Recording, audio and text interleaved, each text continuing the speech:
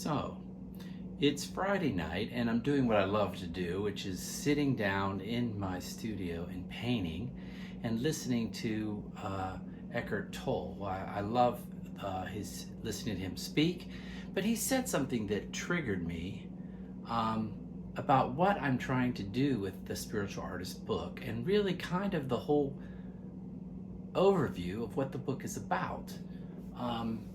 Really, what I was trying to identify with the book, when I talk about that there is a greater power that you can use your own name for, that is included in the process of painting.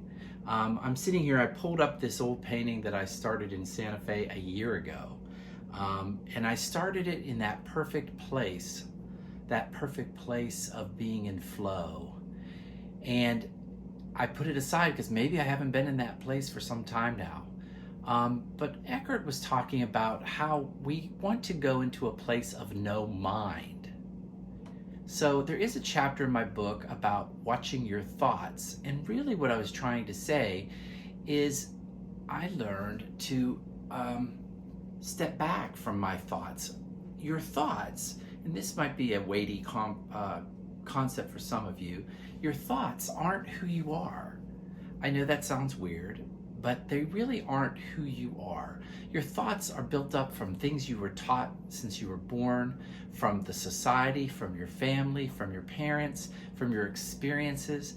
And so who I am today is kind of a combination of all those thoughts. But that's not who I am, the greater I. And I think with the Spiritual Artist, the book, I'm trying to teach people to let that small I call it the little Chris, step back a little bit, put the little Chris to the side, and connect with that greater power. And that is a place of no mind. So as I'm sitting here working on this very complicated piece that I started a year ago, so complicated that I kind of walked away from it because it involves so many angles. What it's doing though is I let myself go into a place that's beyond thought, beyond planning. I know that's hard to understand. So many of us artists, we pre-package, we pre-vision what we want to do. We draw plans, we think about it, we draw sketches. But my process involves just sitting down, throwing paint down, and then moving it around and going into that place of no thought. That place where I am letting divinity, a greater power, whatever you want to call it, flow through me as me. It's a place where I find myself making decisions, or rather I find spirit making decisions through me. I know that sounds strange, but what happens is I'm moving around and I feel an impulse. And in my book, I talk about that. Act, listen, and react. But it's about reacting to what's happening in a place that's beyond your thoughts. I don't want to too much, and I'm sure it comes in there, because when we create, we are actually dancing, we are co-creating, we are individualized expressions of spirit.